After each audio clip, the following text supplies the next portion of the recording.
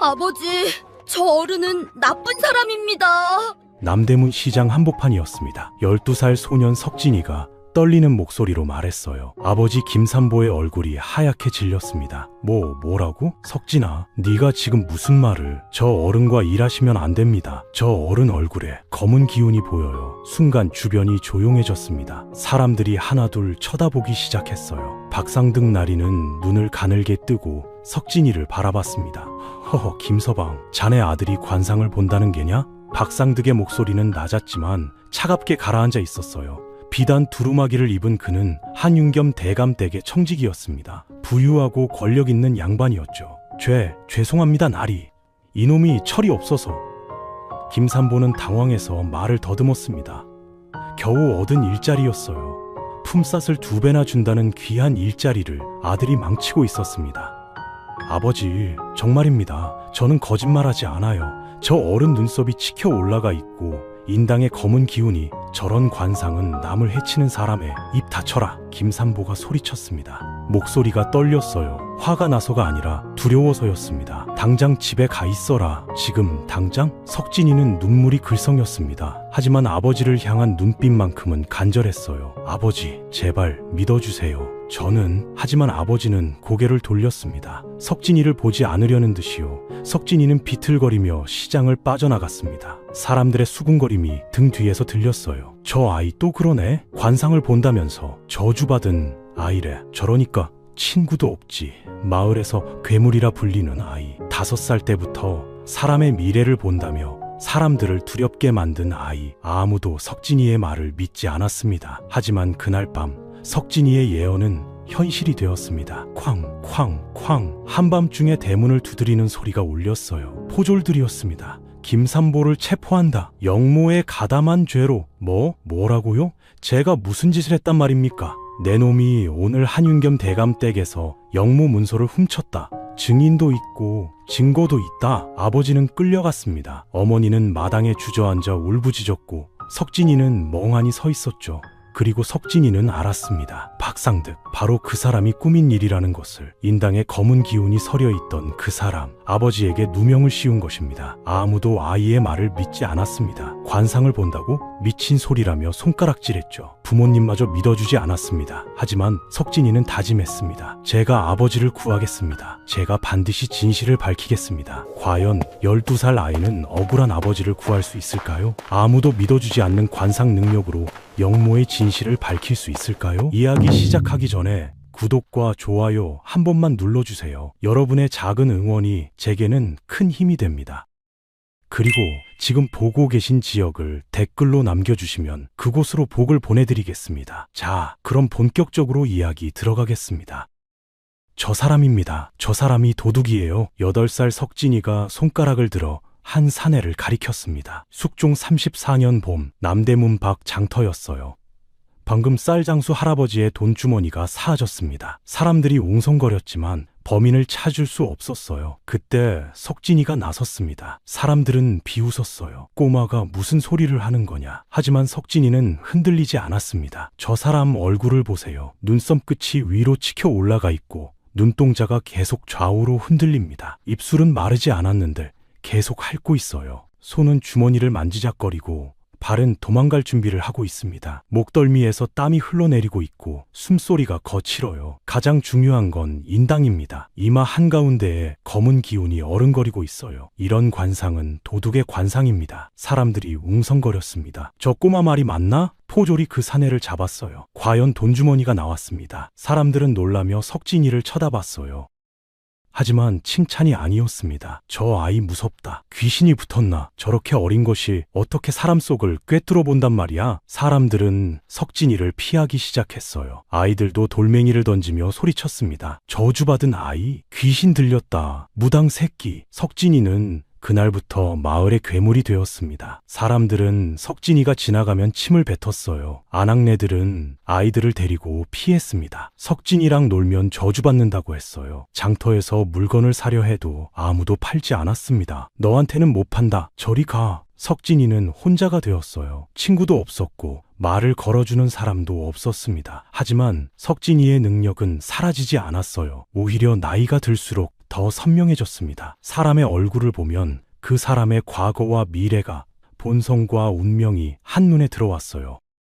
4년이 흘렀습니다. 숙종 38년 봄, 석진이는 12살이 되었습니다. 키는 또래보다 한 뼘 작았고 얼굴은 야위어 광대뼈가 튀어나왔어요. 머리는 석 달째 깎지 못해 덥수룩했고 옷은 누더기에 기운 자국이 10군데도 넘었습니다. 발에는 신발도 없이 맨발이었고 발바닥에는 굳은 살이 두텁게 박혔어요. 손등에는 동상 자국이 남아 있었고 손톱 밑에는 때가 끼어 있었습니다. 하지만 눈동자만큼은 유난히 맑고 깊었어요. 검은 눈동자 속에서 무언가 번뜩이는 빛이 있었습니다. 석진이네 집은 빈민촌 끝자락에 가장 초라한 초가집이었어요. 지붕은 볏짚으로만 엮었고 벽은 금이 가서 바람이 그대로 들어왔습니다. 마당은 좁아서 어른 3명이 누우면 꽉 찼고 우물도 없어서 개울가까지 물을 길러 가야 했어요. 아버지 김삼보는 45세의 짐꾼이었습니다. 하루 종일 남대문 시장에서 짐을 날랐지만 품삯은 쌀 한 대도 안 됐어요. 어머니 박 씨는 38세였으나 머리카락 절반이 휘었습니다. 남의 집 빨래를 하느라 손은 늘 트고 고 갈라져 피가 맺혔어요. 석진이는 비록 마을 괴물이었지만 부모님께는 효자였습니다. 매일 새벽같이 일어나 마당을 쓸었고 개울가에서 물을 길어왔어요. 물동이는 석진이 몸만큼 커서 물을 가득 채우면 비틀거렸지만 한 방울도 흘리지 않으려고 조심조심 걸었습니다. 아궁이에 마른 나뭇가지를 넣고 부싯돌로 불을 붙였어요. 연기가 자욱하게 피어올라 눈이 따갑고 기침이 났지만 참았습니다. 어머니가 일어나실 때쯤 물이 끓고 있었고 마당은 깨끗이 쓸려 있었어요. 아버지가 나가실 때 신을 집신을 대문 앞에 가지런히 놓았고 어머니가 빨래하실 물을 미리 데워 놓았습니다. 석진아, 오늘도 일찍 일어났구나. 박 씨가 방에서 나오며 아들의 머리를 쓰다듬었습니다. 손길은 거칠었지만 따뜻했어요. 예, 어머니, 아버지 나가시기 전에 준비해야죠. 박 씨는 눈시울이 붉어졌습니다. 마을 사람들이 석진이를 괴물이라 부르는 게 가슴 아팠어요. 내 아들은 나쁜 아이가 아닌데 그저 남들과 다를 뿐인데. 그날 아침 김삼보가 방에서 나왔습니다. 석진아, 오늘 아버지 따라갈래? 석진이는 고개를 끄덕였어요. 예, 아버지. 김삼보는 아들의 머리를 쓰다듬으며 웃었습니다. 오늘은 좋은 날이다. 한윤겸 대감 탐댁에서 큰 일감을 주신다고 하셨어. 품삯을 2배나 주신단다. 박 씨의 얼굴이 환해졌어요. 정말이에요, 여보? 그럼 쌀도 살 수 있겠네요. 가족은 둘러앉아 보리죽을 먹었습니다. 물에 보리알 몇 개만 떠다니는 묽은 죽이었지만 따뜻했어요. 김삼보는 자신의 보리알을 석진이 그릇에 넣어주었고 박 씨도 자신의 무 한 조각을 아들에게 밀어주었습니다. 많이 먹어라, 석진아. 석진이는 눈물이 날 것 같았습니다. 이렇게 가난하지만 부모님은 자신을 사랑해 주셨어요. 마을 사람들은 자신을 괴물이라 불렀지만 부모님만큼은 자신을 아껴주셨습니다. 석진이는 천천히 죽을 떠먹으며 부모님을 바라봤어요. 아버지와 어머니의 얼굴도 관상으로 보였습니다. 주름이 깊고 피곤해 보였지만 환한 빛이 났어요. 착한 사람들의 얼굴이었습니다. 밥을 먹고 아버지와 석진이는 함께 남대문 시장으로 향했습니다. 해가 막 떠오르는 시각이었어요. 석진이는 맨발로 차가운 돌바닥을 밟으며 걸었습니다. 길을 가다가 사람들과 마주쳤어요. 석진이는 그들의 얼굴을 자연스럽게 관찰했습니다. 지나가는 아낙네 40대쯤 되어 보였어요. 눈가에 주름이 있고 손에는 광주리를 들었습니다. 얼굴에서 환한 빛이 났어요. 인당이 밝고 입꼬리가 자연스럽게 올라가 있었습니다. 착한 사람이에요. 다음은 장사치 50대의 뚱뚱한 사내였습니다. 눈빛이 이리저리 굴러다니고 입술이 계속 움직였어요. 말을 하지 않는데도 입술이 실룩실룩 움직였습니다. 손은 허리춤에 돈주머니를 만지작거렸어요. 욕심이 많은 사람입니다. 또 한 사람, 젊은 선비였어요. 20대 중반쯤 되어 보였습니다. 얼굴은 단정했고 눈빛은 맑았어요. 하지만 인당에 희미한 그림자가 있었습니다. 고민이 많은 사람이에요. 석진이는 이렇게 사람들의 얼굴을 읽으며 걸었습니다. 이제는 숨쉬듯 자연스러웠어요. 시장에 도착하자 벌써 사람들이 북적거렸습니다. 생선 장수는 목청껏 소리쳤어요. 싱싱한 조기요. 떡집에서는 김이 모락모락 나는 시루떡 냄새가 풍겼습니다. 엿장수는 가위로 엿을 자르는 소리를 내며 아이들을 불렀고 약장수는 온갖 약재를 늘어놓고 효능을 외쳤어요. 짐꾼들도 모여 있었습니다. 30명쯤 되는 사내들이 길 한쪽에 쪼그리고 앉아 일감을 기다리고 있었어요. 모두 남루한 옷에 맨발이거나 집신을 신고 있었습니다. 김서방 이리 오게나 한 사내가 손짓했습니다. 40대 중반쯤 되어 보이는 사내였어요. 키는 보통이었으나 몸이 통통하게 살이 쪄 있었습니다. 비단 두루마기를 입고 있었고 허리띠에는 옥으로 만든 장식이 달려 있었어요. 신발도 가죽신이었고 손에는 부채를 들고 있었습니다. 박상득이었어요. 한윤겸 대감댁의 청직이었습니다. 예, 나리. 김삼보는 허리를 90도로 굽히며 달려갔습니다. 석진이도 아버지 뒤를 따라갔어요.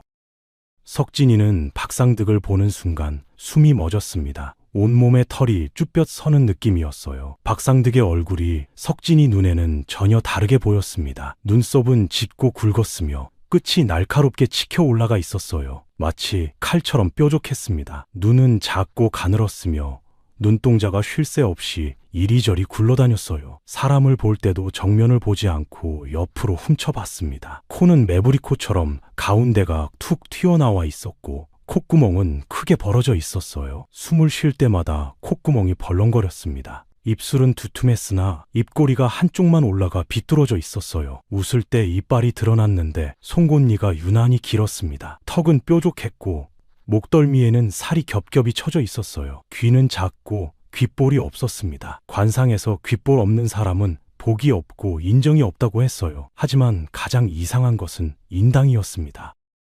이마 한가운데 인당 부분에 검은 기운이 짙게 드리워져 있었습니다. 마치 먹구름이 얼굴을 덮은 것 같았어요. 그 검은 기운은 계속 꿈틀거리며 움직였습니다. 살아있는 뱀처럼 꿈틀꿈틀 기어다녔어요. 석진이는 지금까지 수십 명, 수백 명의 사람을 봤지만 이렇게 짙은 검은 기운은 처음이었습니다. 할아버지를 죽음으로 이끈 병의 그림자보다 더 짙었어요. 이웃집 아저씨가 돈을 가지고 도망갈 때의 탐욕보다 더 깊었습니다. 도둑의 검은 기운보다 더 무거웠어요. 이건 단순한 거짓말쟁이나 욕심쟁이의 관상이 아니었습니다. 이건 사람을 해치는 자의 관상이에요. 남에게 고통을 주는 것을 즐기는 자의 얼굴입니다. 반드시 누군가를 희생시키는 자의 얼굴이에요. 석진이는 식은땀이 등을 타고 흘러내렸습니다. 다리가 후들거렸고 손이 떨렸어요. 아버지가 이 사람과 일을 하면 안 됩니다. 반드시 안 됩니다. 오늘 대감댁에 큰 짐이 도착했네. 장롱 3개하고 문갑 5개, 그리고 책장 10개를 옮겨야 하네. 무거울 거야. 자네가 할 수 있겠나? 박상득이 물었습니다. 물론입니다, 나리. 제가 힘은 좀 쓸 줄 압니다. 김삼보는 자신의 팔뚝을 두드리며 보였어요. 박상득은 고개를 끄덕이며 웃었습니다. 좋아. 품삯은 평소에 2배를 주지. 대신 제대로 해야 해. 하나라도 깨뜨리면 자네가 물어내야 하네. 알겠습니다, 나리. 감사합니다. 김삼보는 기뻐하며 절을 올렸어요. 석진이는 떨리는 손으로 아버지의 옷자락을 잡아당겼습니다. 아버지, 김삼보가 아들을 내려다보았어요. 뭐냐, 석진아? 석진이는 입술을 깨물었습니다. 말해야 합니다. 아버지를 위험에서 구해야 해요. 아버지, 저 어른은 나쁜 사람입니다. 함께 일하시면 안 됩니다. 순간 주변이 조용해졌습니다. 다른 짐꾼들이 쳐다보기 시작했고 박상득도 눈을 가늘게 뜨며 석진이를 바라봤어요. 뭐라고? 석진아, 네가 지금 무슨 김삼보의 얼굴이 하얗게 질렸습니다. 목소리가 떨렸어요. 겨우 얻은 일자리였습니다. 품삯을 2배나 준다는 귀한 일자리를 아들이 망치고 있었어요. 석진이는 눈물이 글썽였지만 말을 이었습니다. 저 어른과 일하시면 안 됩니다. 저 어른 얼굴에 검은 기운이 보여요. 눈썹이 치켜 올라가 있고 인당에 검은 구름이 서려 있어요. 귓볼도 없고 입꼬리가 비뚤어져 있어요. 이런 관상은 남을 해치는 사람의 관상입니다. 반드시 아버지를 위험에 빠뜨릴 거예요. 박상등은 코웃음을 치며 말했어요. 허허, 김서방. 자네 아들이 관상을 본다는 게냐? 점쟁이 새끼도 아니고 말이야. 박상득의 목소리는 낮았지만 차갑게 가라앉아 있었습니다. 얼굴에는 웃음이 있었으나 눈빛은 칼날처럼 날카로웠어요.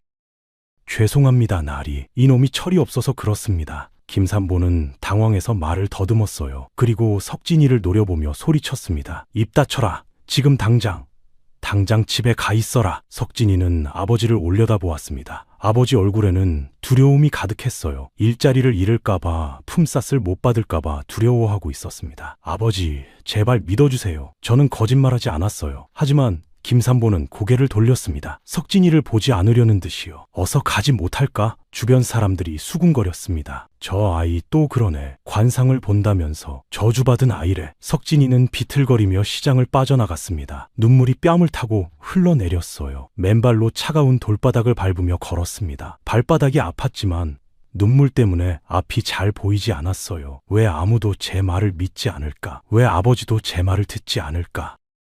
집으로 돌아온 석진이는 어머니에게 혼난 이야기를 했습니다. 박 씨는 한숨을 쉬며 아들을 안아주었어요. 석진아, 너도 이제 알아야 한다. 네가 사람 얼굴을 본다고 해도 어른들은 안 믿어. 오히려 우리 가족만 더 힘들어질 뿐이야. 석진이는 고개를 끄덕였지만 가슴은 답답했습니다. 자신이 본 것이 틀림없는데 아무도 믿어주지 않았어요. 창밖을 바라보며 하루를 보냈습니다. 하늘에는 먹구름이 끼기 시작했고 바람이 차갑게 불었어요. 석진이는 불안했습니다. 박상득의 그 검은 기운이 계속 눈앞에 어른거렸어요. 분명 무슨 일이 일어날 겁니다. 해가 지고 저녁이 되었을 때 김삼보가 집에 돌아왔습니다. 손에는 쌀 한 마리 든 자루를 들고 있었어요. 얼굴에는 웃음이 가득했습니다. 여보, 오늘 큰일 했소.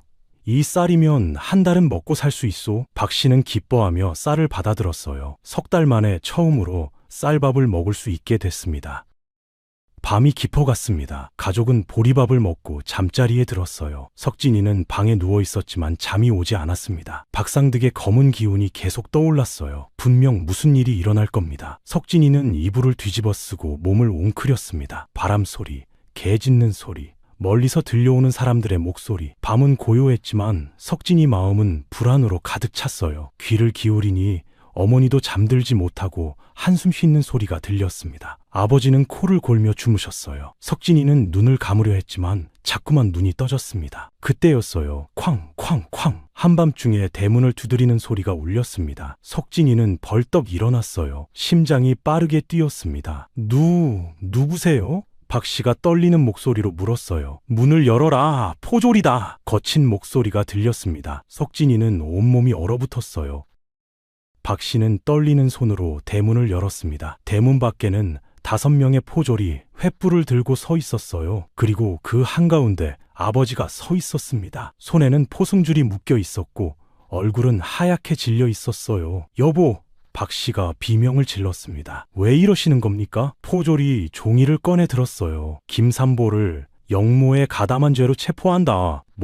뭐라고요? 영모? 박 씨는 주저앉았습니다. 우리 남편은 짐꾼입니다. 포졸은 차갑게 말했어요. 내 놈이 오늘 한윤겸 대감 댁에서 영모 문서를 훔쳤다. 증인 박상득이 똑똑히 봤다고 했다. 석진이는 그 이름을 듣는 순간 온몸이 떨렸습니다. 박상득, 바로 그 사람. 인당에 검은 기운이 서려 있던 그 사람. 안 됩니다. 우리 아버지는 역적이 아닙니다. 석진이가 소리쳤지만 포졸들은 웃었습니다. 관상 타령하는 미친 아이래. 포졸들은 김삼보를 끌고 갔습니다. 석진아, 어미를 잘 보살펴라. 그리고 미안하다. 네 말을 믿지 못해서. 아버지는 어둠 속으로 사라졌습니다. 석진이는 주먹을 불끈 쥐었습니다. 자신의 예언이 현실이 되었습니다. 그리고 이제 자신만이 아버지를 구할 수 있습니다.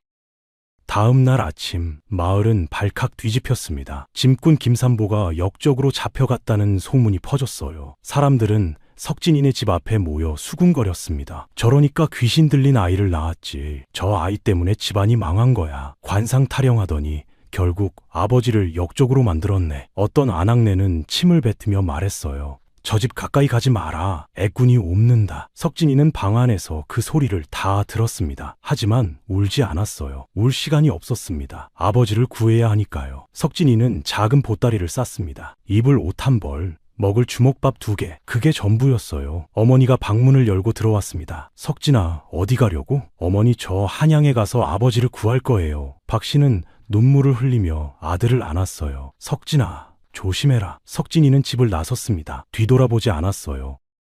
석진이는 사흘을 걸어 한양에 도착했습니다. 맨발로 걸어서 발바닥이 터지고 피가 났지만 멈추지 않았어요. 주먹밥 2개로 사흘을 버텼고 밤은 길가에서 잤습니다. 첫날 밤은 느티나무 아래에서, 둘째 날 밤은 다리 밑에서, 셋째 날 밤은 주막 뒤편에서 잤어요. 추웠지만 참았습니다. 한양에 도착한 석진이는 등이 굽은 할머니에게 길을 물어 옥을 찾아갔어요. 높은 돌담, 굳게 닫힌 문, 포졸들이 창을 들고 서 있었습니다. 석진이는 무릎을 꿇고 빌었어요. 제발 아버지를 만나게 해주십시오. 나이든 포졸이 한숨을 쉬며 문을 열어주었습니다. 잠깐만이다. 석진이는 옥안으로 들어갔어요. 어둡고 냄새가 고약했습니다. 곰팡이 냄새, 오물 냄새가 뒤섞여 있었어요. 감방 앞에 섰을 때 석진이는 눈물을 참을 수 없었습니다. 아버지! 김산보가 구석에서 비틀거리며 일어나 창살로 다가왔어요. 석진아, 얼굴에는 멍이 들어 있었고 입술은 터져 있었습니다. 한쪽 눈은 부어올라 제대로 뜨지 못했어요.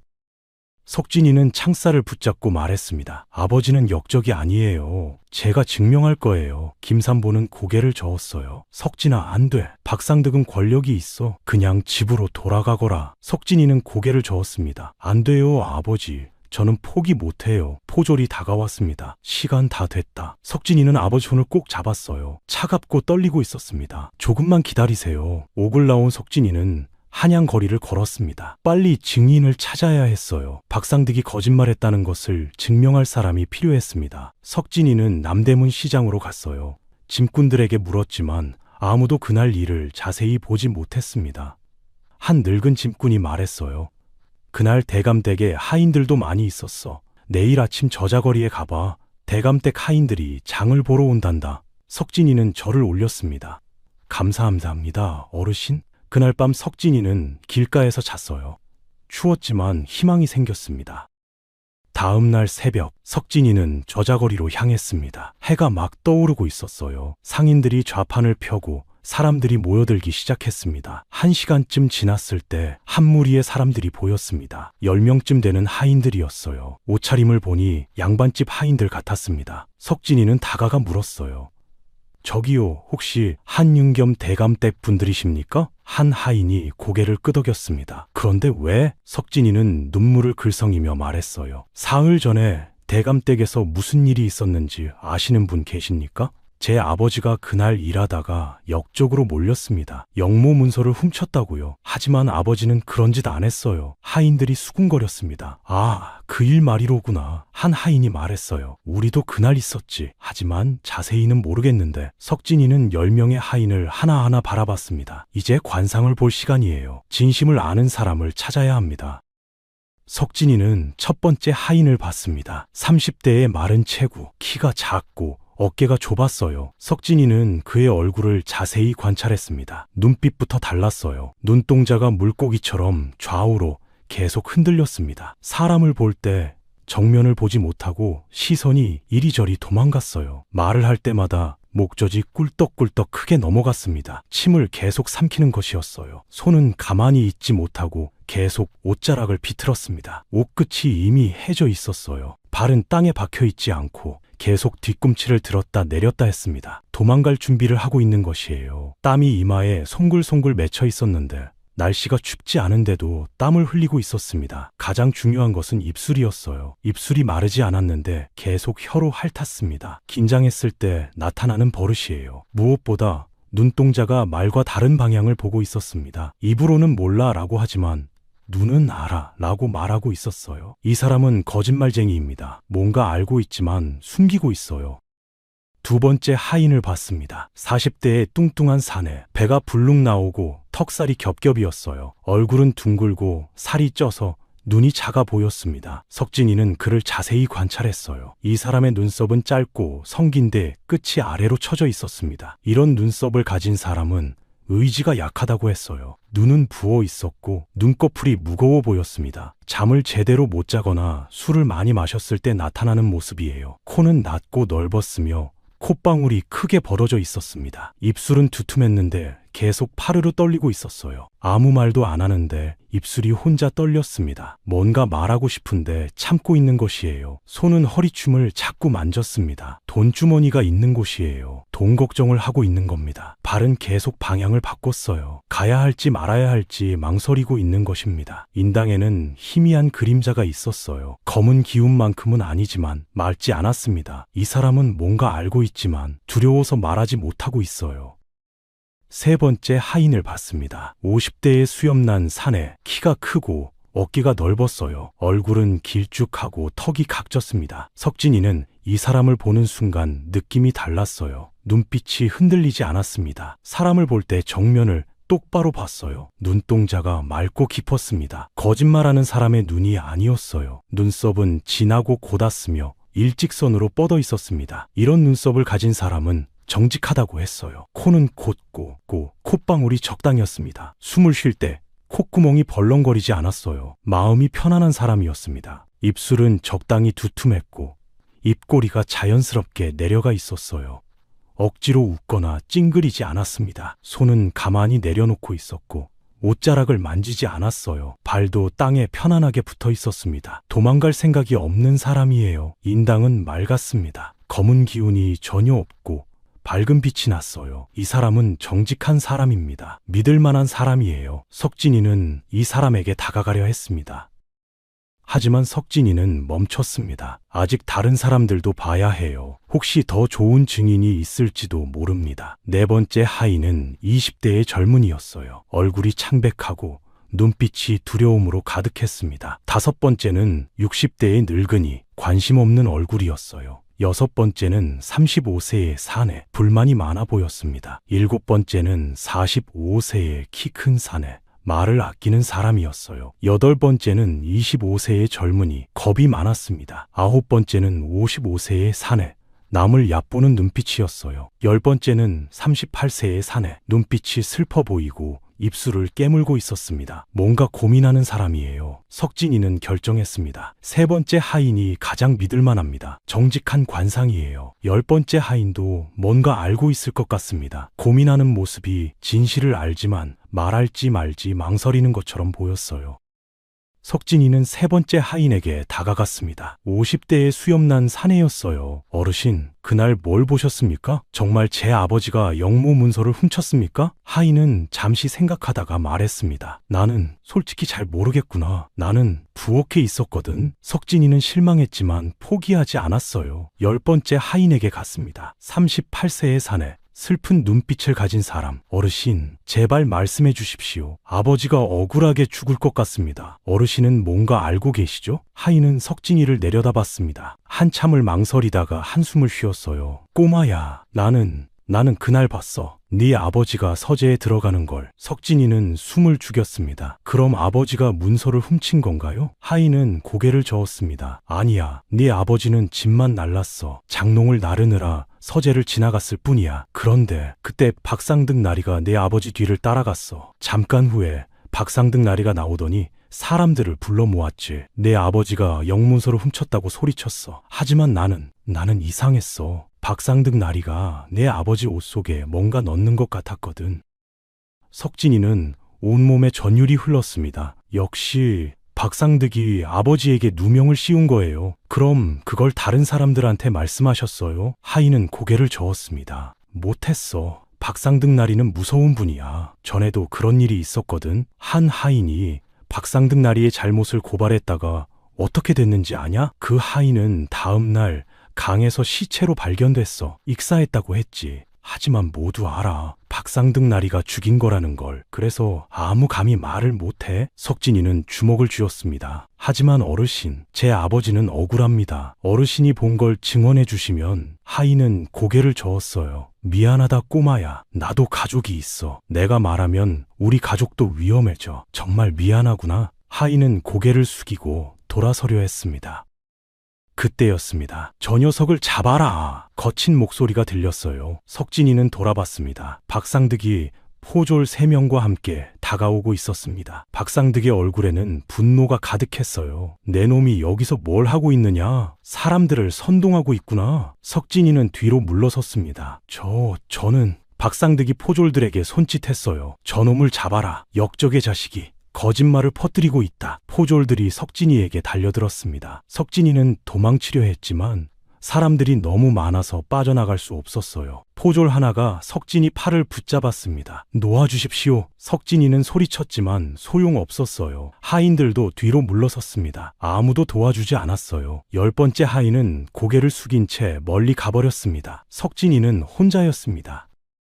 박상득이 석진이 앞에 섰습니다. 눈빛이 차갑고 날카로웠어요. 네 아비처럼 내 놈도 역적이 되고 싶으냐? 어린 것이 함부로 돌아다니며 헛소리를 하는구나. 박상득의 손이 석진이 목을 움켜쥐었습니다. 석진이는 숨이 막혔어요. 기침이 났고 눈물이 흘렀습니다. 내 놈을 이대로 둘 수는 없다. 어디 조용한 곳으로 가자꾸나. 박상득이 비웃으며 말했어요. 포졸들이 석진이를 끌고 갔습니다. 사람들은 그저 지켜만 봤어요. 아무도 나서지 않았습니다. 귀신 들린 아이가 당하는 거라고 수군거렸죠. 석진이는 발버둥 쳤지만 소용없었어요. 박상득의 소나귀에서 벗어날 수 없었습니다. 시장을 빠져나와 좁은 골목으로 들어갔어요. 사람들이 점점 없어졌습니다. 골목은 어두웠고 양쪽으로 허름한 집들이 다닥다닥 붙어 있었어요. 쓰레기가 쌓여 있었고 오물이 흘러내렸습니다. 석진이는 두려웠지만 포기하지 않았어요. 어떻게든 살아남아야 합니다. 아버지를 구해야 하니까요. 골목은 점점 더 깊어졌습니다. 석진이는 끌려갔습니다.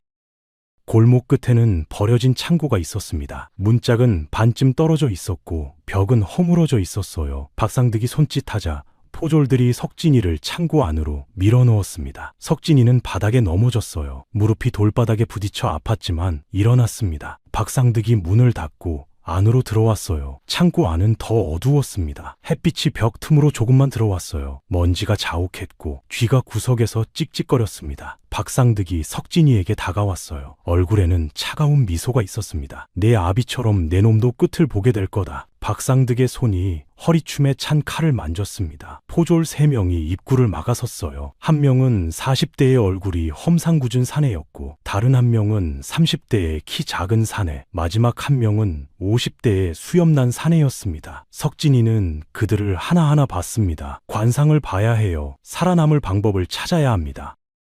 석진이는 뒤로 물러서며 포졸들의 얼굴을 빠르게 관찰했습니다. 첫 번째 포졸 40대의 험상궂은 사내, 눈빛이 날카롭고 차가웠어요. 눈썹은 짙고 위로 치켜 올라가 있었습니다. 코는 매부리 코였고 입술은 얇았어요. 턱은 각지고 목에는 굵은 핏줄이 튀어나와 있었습니다. 주먹에는 굳은 살이 박혀 있고 손가락 마디가 굵었어요. 싸움을 많이 한 사람입니다. 인당에는 붉은 기운이 어른거렸어요. 폭력적인 사람의 관상입니다. 이 사람은 망설임 없이 사람을 해칠 수 있어요. 두 번째 포졸 30대의 키 작은 사내, 눈빛이 비굴했습니다. 눈썹은 성기고 끝이 아래로 처져 있었어요. 코는 낮고 입은 계속 실룩거렸습니다. 박상득의 눈치를 살피고 있었어요. 손은 창을 쥐고 있었지만 떨리고 있었습니다. 겁이 많은 사람이에요. 하지만 겁이 많아서 더 위험할 수도 있습니다. 세 번째 포졸 50대의 수염난 사내, 석진이는 이 사람을 보는 순간 희망을 느꼈어요.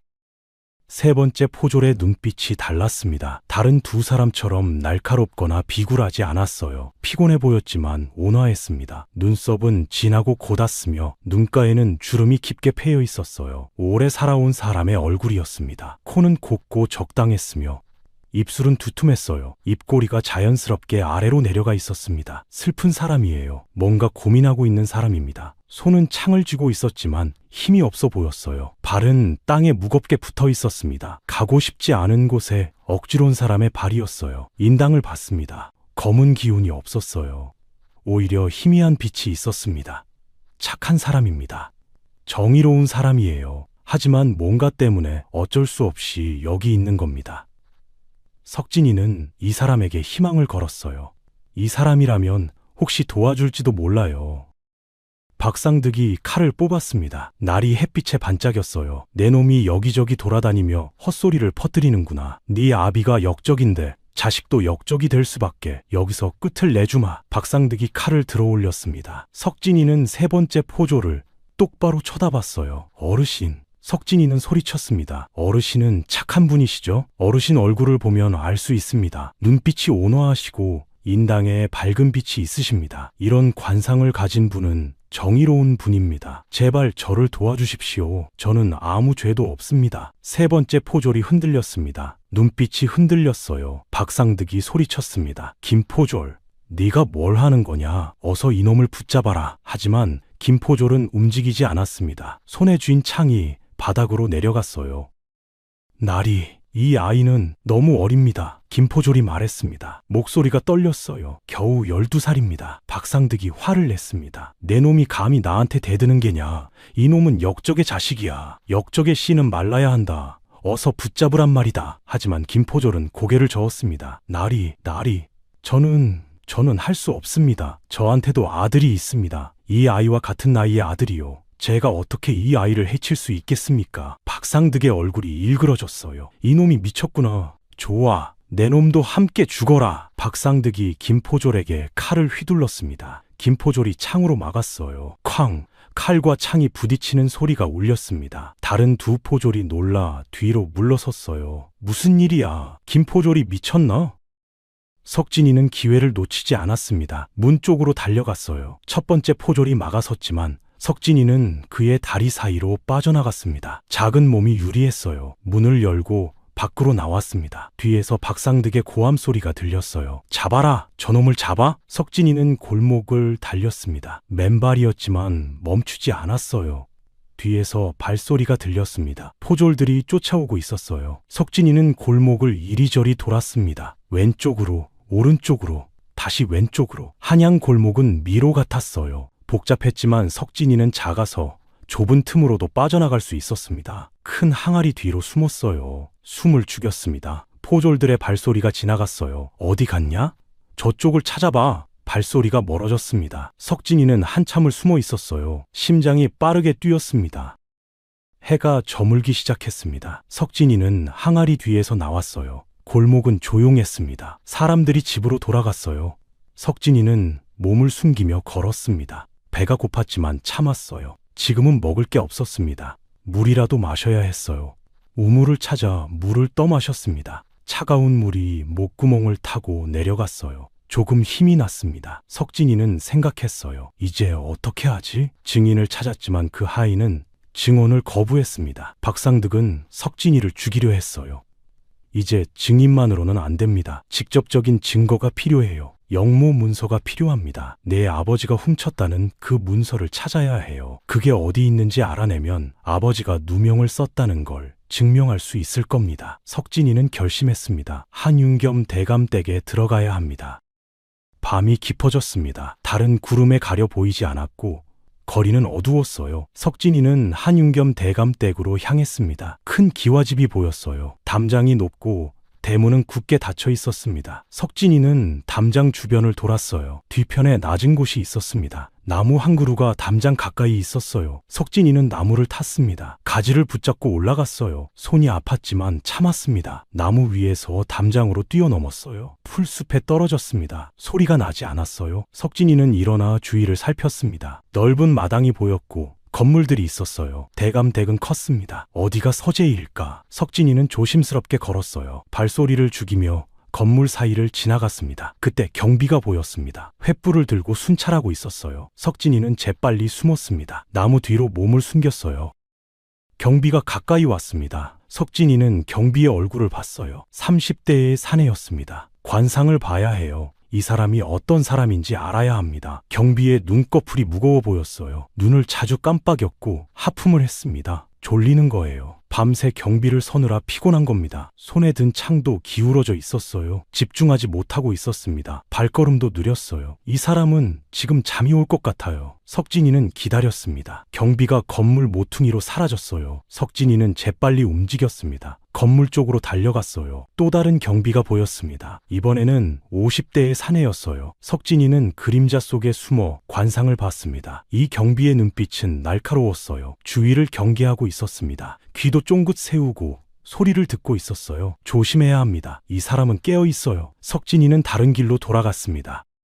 건물을 이리저리 피하며 석진이는 깊숙이 들어갔습니다. 큰 건물이 보였어요. 기와지붕이 높고 문이 단단해 보였습니다. 저기가 서재일 것 같았어요. 석진이는 다가갔습니다. 문 앞에 경비는 없었어요. 문을 살짝 밀었습니다. 잠겨있지 않았어요. 석진이는 조심스럽게 문을 열고 안으로 들어갔습니다. 서재는 넓었어요. 벽에는 책들이 가득했고 가운데에는 큰 책상이 있었습니다. 촛불이 하나 켜져 있어서 희미한 불빛이 방을 비췄어요. 석진이는 책상으로 다가갔습니다. 서랍이 여러 개 있었어요. 하나하나 열어봤습니다. 붓, 종이가 있었어요. 하지만 문서는 없었습니다. 다른 서랍을 열었어요. 편지들이 있었지만 영모 문서는 아니었습니다. 석진이는 계속 찾았습니다. 책장 뒤를 받고 바닥을 살폈어요. 어디 있을까? 영모 문서는 어디 있을까?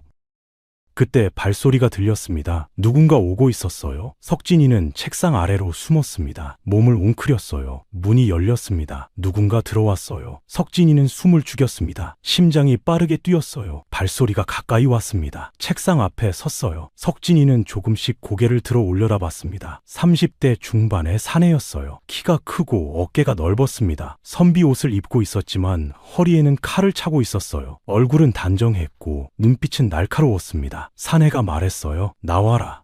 나는 네가 여기 있다는 걸 알고 있다. 석진이는 놀라 떨었습니다. 들켰어요. 사내가 다시 말했습니다. 두려워하지 마라. 나는 너를 해치지 않을 것이다. 나는 너를 기다리고 있었다. 석진이는 천천히 책상 아래에서 나왔습니다. 사내를 올려다봤어요. 이 사람은 누구일까? 왜 저를 기다리고 있었을까? 사내는 석진이를 내려다봤습니다. 너는 김삼보의 아들이지? 관상을 보는 아이. 석진이는 고개를 끄덕였어요. 예, 어떻게 아셨습니까? 사내가 미소 지었습니다. 나는 네가 오늘 저작거리에서 하인들을 만난 것을 봤다. 네가 관상으로 사람들을 보는 것도 봤지. 그리고 박상득이 너를 잡아가는 것도 봤다. 나는 네가 탈출할 거라고 생각했어. 그리고 네가 올 거라고 생각했지. 석진이는 놀랐습니다. 이 사람은 모든 것을 알고 있었어요. 당신은 누구십니까? 사내가 말했습니다. 내 이름은 김정훈이다. 나는 조정에서 파견된 밀정이다. 한윤겸 대감을 조사하고 있지. 그리고 박상득도. 석진이는 눈이 커졌습니다. 밀정? 조정에서? 김정훈이 고개를 끄덕였어요. 그렇다. 나도 증거를 찾고 있었다. 그런데 네가 나타났구나. 우리 함께 일하는 게 어떻겠니? 석진이는 김정훈을 봤습니다. 관상을 봐야 했어요. 이 사람을 믿을 수 있을까? 김정훈의 얼굴은 단정했습니다. 눈빛은 맑고 깊었어요. 눈썹은 진하고 곧았으며 일직선으로 뻗어 있었습니다. 정직한 사람의 눈썹이에요. 코는 곱고 높았으며 콧방울이 적당했습니다. 입술은 단정했고 입꼬리가 자연스러웠어요. 턱은 각졌지만 날카롭지 않았습니다. 손은 깨끗했고 손가락이 길었어요. 글을 많이 쓴 사람의 손입니다. 하지만 손바닥에는 굳은 살이 있었어요. 칼을 쥔 자국이었습니다. 문물을 겸비한 사람이에요. 인당을 봤습니다. 밝은 빛이 났어요. 검은 기운이 전혀 없었습니다. 오히려 환한 빛이 얼굴 전체를 감싸고 있었어요. 이 사람은 믿을 수 있습니다. 정의로운 사람이에요. 석진이는 고개를 끄덕였습니다. 예, 함께 하겠습니다. 김정훈이 미소 지었어요. 좋아. 그럼 빨리 증거를 찾자. 시간이 없어. 김정훈이 방안을 둘러봤습니다. 영모 문서는 여기 있을 거야. 한윤겸 대감이 숨겨둔 곳이 분명해. 하지만 어디에? 석진이는 생각했어요. 박상득이 아버지 옷에 넣었다는 그 문서. 그게 진짜라면 여기 어딘가에 있을 겁니다. 석진이는 서재를 천천히 둘러봤어요. 책장, 책벽, 어디에 숨겼을까? 석진이는 책상으로 갔습니다. 서랍을 하나하나 열어봤어요. 아까 봤던 것들이었습니다. 하지만 이번에는 더 자세히 봤어요. 서랍 안쪽을 손으로 더듬었습니다. 그때 뭔가 이상한 걸 느꼈어요. 서랍 깊이가 다릅니다. 겉으로 보이는 것보다 안이 얕았어요. 석진이는 서랍을 완전히 빼냈습니다. 뒷면을 봤어요. 작은 판자가 붙어 있었습니다. 석진이는 판자를 밀었어요. 움직였습니다. 판자 뒤에 공간이 있었어요. 그 안에 문서가 있었습니다. 석진이는 문서를 꺼냈습니다. 종이가 여러 장이었어요. 김정훈이 다가와 문서를 봤습니다. 이거다. 영모 문서야. 김정훈이 문서를 펼쳤어요. 촛불 아래에서 읽기 시작했습니다. 얼굴이 점점 굳어졌어요. 이건 생각보다 큰 일이야. 석진이는 물었습니다. 뭐가 써 있습니까? 김정훈이 말했습니다. 영모 계획이 써 있어. 왕을 패하고 새 임금을 세우려는 계획이지. 그런데 여기 이름이 3명의 조정 대신이 연루되어 있어. 좌의정 이정수, 병조판서 한태식, 형조판서 박문영. 모두 조정의 높은 분들이야. 석진이는 놀랐습니다. 그렇게 높은 분들이? 김정훈이 고개를 끄덕였어요. 한윤겸 대감도 여기 연루되어 있어. 그리고 박상득은 이들의 하수인이었던 거야. 네 아버지는 이 문서를 우연히 받거나 의심받았을 거야. 그래서 박상득이 네 아버지에게 누명을 씌운 거지. 석진이는 주먹을 쥐었습니다. 그럼 아버지는 완전히 억울하신 거잖아요. 김정훈이 말했습니다. 그래, 네 아버지는 무죄야. 이 문서가 증거야. 우리는 이걸 가지고 조정에 고해야 해. 석진이는 고개를 끄덕였어요. 하지만 어떡해요? 저는 천한 백성이고 어른들은 제 말을 안 믿으시잖아요. 김정훈이 말했습니다. 나는 밀정이야. 나는 조정에 직접 보고할 수 있어. 그리고 너는 증인이지. 네가 박상득의 관상을 보고 경고했던 것, 하인이 증언했던 것 모두 증거가 돼. 우리 함께 가면 돼. 석진이는 희망을 느꼈습니다. 정말 아버지를 구할 수 있을까요? 김정훈이 석진이 어깨에 손을 얹었어요. 반드시 구하자. 네 아버지뿐만 아니라 이 나라도 구하는 거야. 영모는 막아야 해. 석진이는 고개를 끄덕였습니다. 알겠습니다. 함께 하겠습니다. 김정훈이 문서를 품 안에 넣었습니다. 빨리 나가자. 여기 오래 있으면 위험해. 두 사람은 서재 문을 열고 밖으로 나왔어요. 밤은 더 깊어졌고 달은 여전히 구름에 가려 있었습니다. 마당은 조용했어요. 김정훈이 앞장섰고 석진이가 뒤를 따랐습니다. 건물 사이를 조심스럽게 지나갔어요. 그때 횃불빛이 보였습니다. 경비가 오고 있었어요. 김정훈이 석진이를 나무 뒤로 끌어당겼습니다. 두 사람은 숨을 죽였어요. 경비가 지나갔습니다. 김정훈이 속삭였어요. 저쪽으로 가자. 담장이 낮은 곳이 있어. 두 사람은 담장으로 향했습니다. 석진이가 올라왔던 그 나무가 보였어요. 김정훈이 먼저 담장을 넘었습니다. 그리고 석진이를 끌어올렸어요. 석진이도 담장을 넘었습니다. 두 사람은 대감댁을 빠져나왔어요. 골목으로 나왔을 때 두 사람은 숨을 돌렸습니다. 김정훈이 말했습니다. 성공했어. 이제 이 문서를 안전한 곳에 보관해야 해. 내가 묵는 곳으로 가자. 거기서 계획을 세우자. 두 사람은 걸었어요. 한양거리는 고요했습니다. 밤이 깊어 사람들이 모두 잠들었어요. 달빛만이 길을 비췄습니다. 한참을 걸어 한적한 곳에 도착했어요. 작은 기와집이 보였습니다. 김정훈이 대문을 열었어요. 여기가 내가 사는 곳이야. 들어오너라. 석진이는 안으로 들어갔습니다. 마당에는 나무 한 그루가 있었고 우물이 있었어요. 방은 한 칸이었지만 깨끗했습니다. 김정훈이 촛불을 켰어요. 불빛이 방을 밝혔습니다. 벽에는 책들이 쌓여 있었고 책상이 하나 있었어요. 칼이 벽에 걸려 있었습니다. 김정훈이 문서를 꺼내 책상 위에 펼쳤습니다. 다시 한번 자세히 보자. 두 사람은 문서를 읽었어요. 영모 계획이 구체적으로 써 있었습니다. 병력을 동원해서 궁을 습격한다. 왕을 패하고 새 임금을 세운다. 3명의 대신이 주도하고 한윤겸 대감이 지원한다. 박상득은 실무를 담당한다. 날짜도 써 있었어요. 보름 후였습니다. 김정훈이 말했습니다. 시간이 별로 없어. 보름 안에 이 영모를 막아야 해. 석진이는 물었습니다. 어떻게 하실 겁니까? 김정훈이 말했습니다. 내일 아침 일찍 조정에 가야 해. 영의정께 직접 보고할 거야. 영의정은 정직한 분이시거든. 이 문서를 보여드리면 믿으실 거야. 그리고 영모를 막을 수 있어? 석진이는 고개를 끄덕였습니다. 그럼 아버지도 풀려나시겠죠? 김정훈이 말했습니다. 당연하지. 네 아버지는 무죄야. 즉시 풀려나실 거야.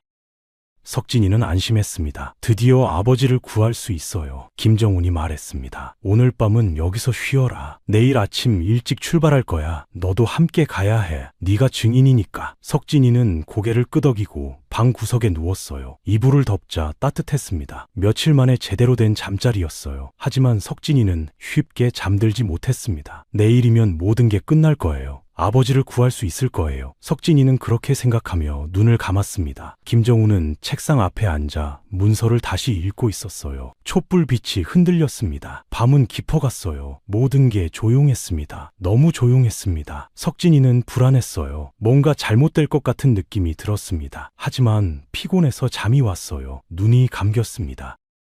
한밤중이었습니다. 석진이는 소리에 깼어요. 뭔가 부딪히는 소리였습니다. 눈을 떴어요. 김정훈이 칼을 들고 서 있었습니다. 문 쪽을 보고 있었어요. 석진이는 일어났습니다. 무슨 일입니까? 김정훈이 속삭였습니다. 조용히 해. 누군가 왔어? 석진이는 귀를 기울였어요. 밖에서 발소리가 들렸습니다. 여러 명이었어요. 대문을 두드리는 소리가 들렸습니다. 쾅! 쾅! 문을 열어라. 거친 목소리가 들렸어요. 김정훈의 얼굴이 굳었습니다. 들켰어. 그들이 우리를 찾아낸 거야. 석진이는 떨었습니다. 어떻게요? 김정훈이 말했습니다. 아마 대감댁에서 알아챘나 봐. 우리가 서재에 들어간 걸. 쾅! 대문이 부서지는 소리가 들렸어요. 사람들이 마당으로 들어왔습니다. 횃불빛이 창문으로 비쳤어요. 김정훈이 문서를 품에 넣었습니다. 석진아, 뒷문으로 나가자. 빨리! 두 사람은 뒷문으로 달렸습니다. 문을 열고 밖으로 나왔어요. 그때 앞에서 사람들이 나타났습니다. 검은 옷을 입은 사내들이었어요. 5명이었습니다. 얼굴을 천으로 가렸지만 눈빛이 날카로웠어요. 칼을 들고 있었습니다. 암살자들이었어요. 김정훈이 칼을 뽑았습니다. 석진아, 내 뒤에 있어. 암살자들이 다가왔습니다. 김정훈이 앞으로 나섰어요. 칼이 부딪히는 소리가 울렸습니다. 김정훈은 싸움을 잘했어요. 칼을 빠르게 휘둘렀고 암살자들을 막았습니다. 하지만 숫자가 많았어요. 5명을 혼자 상대하기는 어려웠습니다. 김정훈이 소리쳤어요. 석진아, 도망쳐. 문서를 가지고 도망쳐. 김정훈이 품에서 문서를 꺼내 석진이에게 던졌습니다. 석진이는 문서를 받았어요. 하지만 어떻게 해요? 김정훈이 소리쳤습니다. 궁으로 가. 왕께 직접 고해서. 석진이는 망설였습니다. 하지만 김정훈 어르신은요? 김정훈이 칼을 휘두르며 말했습니다. 나는 괜찮아. 어서 가. 석진이는 달렸습니다. 골목으로 뛰어들었어요. 뒤에서 김정훈과 암살자들이 싸우는 소리가 들렸습니다. 칼 부딪히는 소리, 비명소리. 석진이는 뒤돌아보고 싶었지만 참았어요. 계속 달렸습니다. 문서를 품에 꼭 안고 달렸어요. 골목은 어두웠고 길은 복잡했습니다. 어디로 가야 할까? 궁이 어디 있지? 석진이는 몰랐어요. 하지만 멈출 수 없었습니다. 계속 달렸어요. 뒤에서 발소리가 들렸습니다. 누군가 쫓아오고 있었어요. 암살자들이었습니다. 석진이는 더 빨리 달렸습니다. 숨이 찼지만 멈추지 않았어요. 문서를 지켜야 합니다. 아버지를 구해야 해요. 석진이는 어둠 속으로 달렸습니다. 하지만 석진이는 몰랐어요. 이 영모의 진짜 주모자가 누구인지, 그리고 그가 얼마나 위험한 사람인지. 석진이는 골목을 달렸습니다. 발바닥이 아팠지만 멈출 수 없었어요. 문서를 품에 꼭 안고 달렸습니다. 뒤에서 발소리가 들렸어요. 암살자들이 쫓아오고 있었습니다. 석진이는 왼쪽으로 꺾었어요. 좁은 골목으로 들어갔습니다. 양쪽에 집들이 다닥다닥 붙어 있었고 쓰레기가 쌓여 있었어요. 석진이는 쓰레기를 밟으며 달렸습니다. 뒤에서 소리가 들렸어요. 저쪽이다. 쫓아라. 암살자들의 목소리였습니다. 석진이는 더 빨리 달렸어요. 오른쪽으로 꺾었습니다. 또 다른 골목이 나왔어요. 이번에는 계단이 있었습니다. 위로 올라가는 계단이었어요. 석진이는 계단을 올랐습니다. 숨이 찼지만 멈추지 않았어요. 계단 끝에는 작은 광장이 있었습니다. 우물이 하나 있었고 나무가 서 있었어요. 석진이는 나무 뒤로 숨었습니다. 숨을 죽이고 기다렸어요. 발소리가 가까워졌습니다. 암살자들이 계단을 올라왔어요. 3명이었습니다. 검은 옷을 입고 얼굴을 가렸지만 눈빛이 날카로웠어요. 칼을 들고 있었습니다. 한 암살자가 말했어요. 어디 갔지? 이 근처에 있을 텐데. 다른 암살자가 말했습니다. 저쪽을 찾아봐. 나는 이쪽을 볼게. 암살자들이 흩어졌어요. 한 명이 석진이가 숨은 나무 쪽으로 다가왔습니다. 석진이는 숨을 참았어요. 심장이 빠르게 뛰었습니다. 암살자가 나무 주변을 둘러봤어요. 석진이는 나무 뒤에 바짝 붙어 있었습니다. 암살자가 지나갔어요. 석진이는 안도의 숨을 쉬었습니다. 하지만 너무 일렀어요. 다른 암살자가 소리쳤습니다. 저기다! 저 나무 뒤에! 석진이는 발각됐어요. 암살자들이 달려왔습니다. 석진이는 다시 달렸어요. 광장을 빠져나가 또 다른 골목으로 뛰어들었습니다. 골목은 더 좁았습니다. 한 사람이 겨우 지나갈 정도였어요.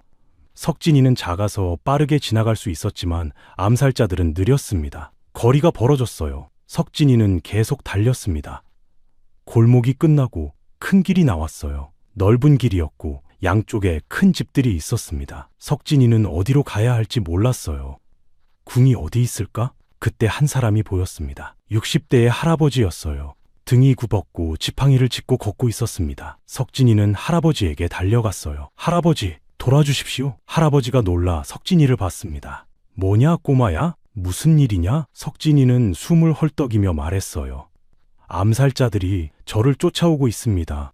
궁이 어디 있는지 가르쳐 주십시오. 할아버지는 석진이를 자세히 봤습니다. 석진이는 할아버지의 얼굴을 봤어요. 관상을 봐야 했습니다.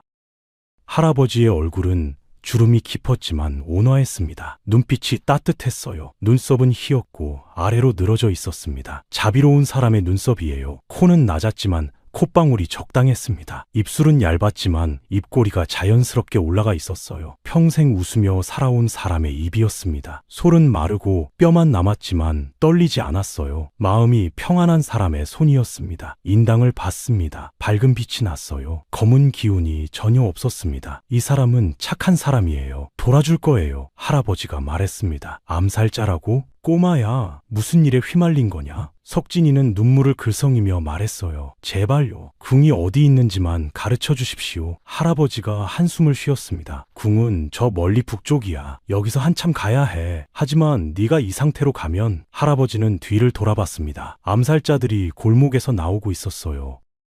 할아버지가 빠르게 말했습니다. 나를 따라와. 할아버지는 지팡이를 짚고 걸었어요. 생각보다 빨랐습니다. 옆집으로 들어갔어요. 작은 초가집이었습니다. 여기 숨어라. 할아버지가 마루 밑을 가리켰어요. 석진이는 마루 밑으로 기어 들어갔습니다. 좁고 어두웠지만 숨기에는 좋았어요. 할아버지가 마루 판자를 덮었습니다. 조용히 있거라. 석진이는 숨을 죽였어요. 밖에서 발소리가 들렸습니다. 암살자들이 지나가는 소리였어요. 할아버지 목소리가 들렸습니다. 무슨 일이십니까? 암살자가 물었습니다. 꼬마 하나 보지 못했소? 할아버지가 말했습니다. 꼬마? 못 봤는데요. 여기는 늙은이만 사는 곳입니다. 암살자가 의심스러운 듯 주위를 둘러봤어요. 하지만 아무것도 발견하지 못했습니다. 암살자들이 떠났어요. 발소리가 멀어졌습니다.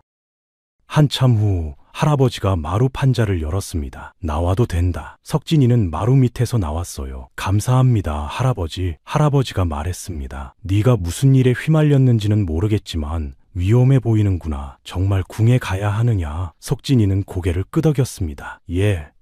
왕께 고해야 할 일이 있습니다. 이 나라를 구해야 합니다. 할아버지는 석진이를 자세히 봤어요. 네 눈빛을 보니 거짓말하는 것 같지 않구나. 조마. 내가 길을 알려주마. 하지만 지금 가면 위험해. 암살자들이 곳곳에 있을 거야. 해가 뜰 때까지 여기 있거라. 새벽에 출발하는 게 안전해. 석진이는 고개를 끄덕였습니다. 할아버지가 물 한 그릇과 주먹밥 하나를 가져왔어요. 먹거라. 배고플 텐데. 석진이는 눈물이 났습니다. 감사합니다. 할아버지는 미소 지었어요. 착한 아이로구나. 석진이는 주먹밥을 먹으며 할아버지와 이야기했습니다. 할아버지는 평생 이곳에서 살았다고 했어요. 아내는 돌아가셨고 자식들은 멀리 떠나갔다고 했습니다. 혼자 살지만 외롭지 않다고 했어요. 이웃들이 있으니까요. 석진이는 할아버지가 좋았습니다. 따뜻한 사람이었어요. 할아버지도 석진이에게 물었습니다. 네 아버지는 어디 계시느냐? 석진이는 말했어요. 아버지가 억울하게 옥에 갇혀 계십니다. 역적으로 몰렸어요. 하지만 아버지는 무죄입니다. 저는 그걸 증명하려고 합니다. 할아버지가 고개를 끄덕였어요. 그래서 궁에 가려는 거구나. 용감한 아이로구나. 네 아버지가 자랑스러워 하시겠어. 석진이는 눈물을 닦았습니다. 아버지를 꼭 구하고 싶어요. 할아버지가 석진이 머리를 쓰다듬었습니다. 잘 될 거야. 네가 하면 돼. 밤이 깊어갔습니다. 석진이는 방 구석에서 잠을 청했어요. 하지만 잠이 오지 않았습니다. 김정훈 어르신 생각이 났어요. 무사하실까? 암살자들과 싸우다가 다치신 건 아닐까? 석진이는 걱정했습니다. 하지만 어쩔 수 없었어요. 지금은 문서를 지키고 궁에 가는 게 중요했습니다. 석진이는 품에 있는 문서를 만졌어요. 종이가 느껴졌습니다. 이 문서로 아버지를 구할 수 있어요. 이 나라도 구할 수 있습니다. 석진이는 눈을 감았어요. 조금 자야 했습니다. 내일 긴 여정이 기다리고 있었으니까요. 할아버지는 방 한쪽에서 잠들어 있었습니다. 고른 숨소리가 들렸어요. 석진이도 눈이 감겼습니다. 꿈을 꾸었어요. 아버지가 옥에서 나오는 꿈이었습니다. 아버지가 웃고 있었어요. 새벽이 밝았습니다. 할아버지가 석진이를 깨웠어요. 일어나거라. 이제 출발해야 해. 석진이는 일어났습니다. 할아버지가 말했습니다. 궁은 이 길을 따라 쭉 북쪽으로 가면 돼. 큰 성문이 보일 거야. 광화문이지. 거기가 궁 입구야. 하지만 조심해라.